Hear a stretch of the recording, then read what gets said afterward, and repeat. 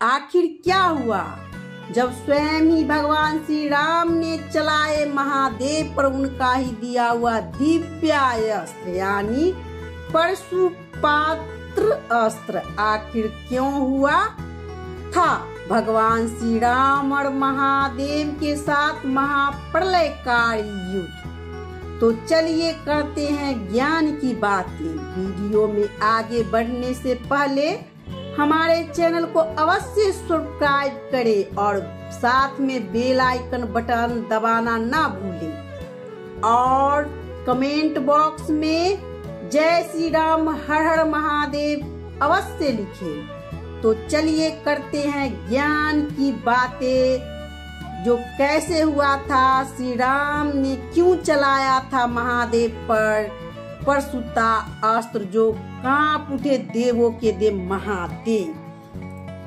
ये कहानी उस समय की है, त्रेता युग का। वह समय जब धर्म की स्थापना के लिए स्वयं भगवान विष्णु ने श्री राम रूप में अवतार लिया था। राम राज्य में धर्म की पताका फहरा रही थी और श्री राम ने एक बार अश्वमेध यज्ञ का आयोजन किया। यह यज्ञ कोई साधारण अनुष्ठान नहीं था। इसका नियम था कि यज्ञ का घोड़ा जहाँ भी जाता वह राज्य श्री राम के अधीन में हो जाता। यदि कोई राजा उस घोड़े को बंदी बना लेता तो उसे श्री राम की सेना से युद्ध करना पड़ता। श्री राम ने अपने भाई शत्रुघ्न को यज्ञ के घोड़े के साथ भेजा।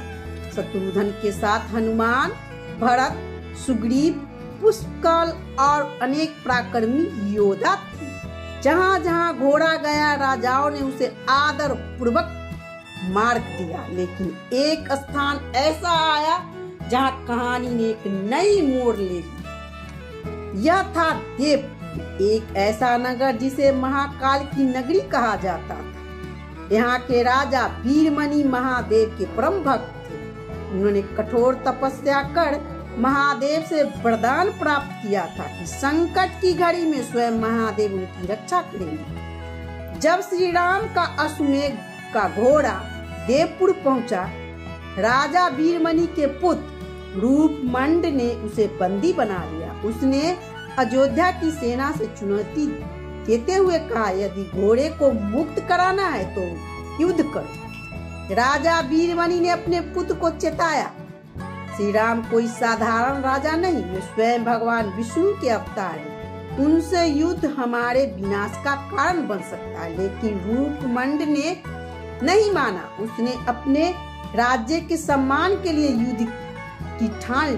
राजा ने विवश होकर अनुमति दी और अपने पुत्र और भाई वीरसेन के साथ युद्ध के लिए तैयार हो गए। जब शत्रुघ्न को इस बात की खबर मिली, वो क्रोधित हो उठे।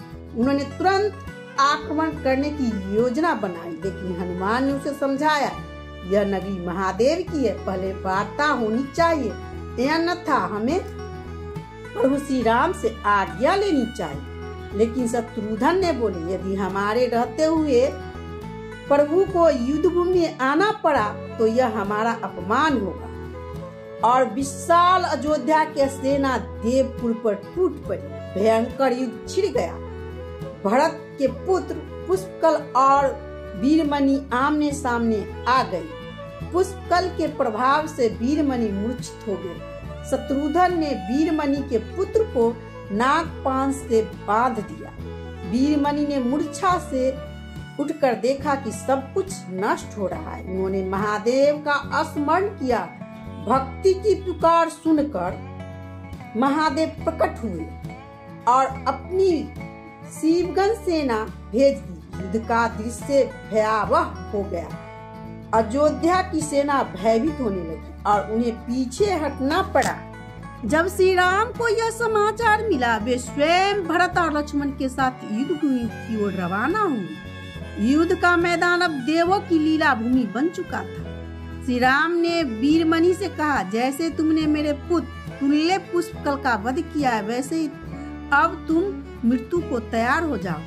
महायुद्ध आरंभ हुआ। श्री राम ने दिव्य शस्त्रों का प्रयोग किया, लेकिन शिवगणों पर उसका कोई प्रभाव नहीं हुआ।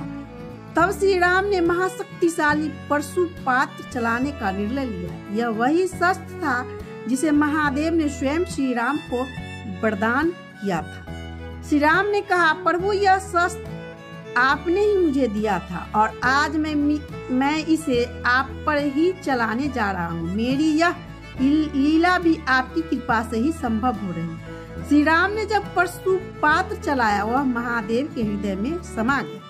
यह देखकर महादेव का क्रोध शांत हो गया। वे मुस्कुराए और श्री राम से बोले, हे राम, आपने अपने युद्ध कौशल से मुझे प्रसन्न किया है।